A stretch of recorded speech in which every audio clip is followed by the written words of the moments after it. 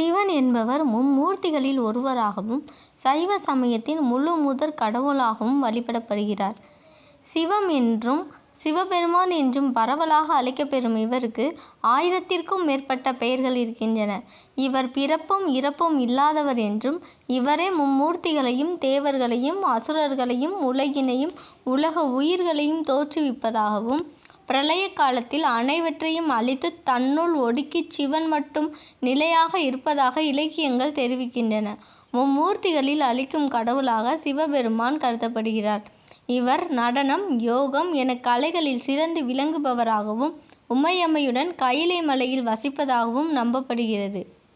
உமையம்மை தட்சனின் புதல்வி தாட்சாயினியாக அவதாரம் எடுத்து சிவனை மணந்து பின் தட்சனின் யாகத்தில் விழுந்து இறந்ததாகவும், பின்பு பர்வதராஜனின் மகள் பார்வதியாக மீண்டும் பூமியில் பிறந்து சிவனை மணந்ததாகவும் புராணங்கள் தெரிவிக்கின்றன.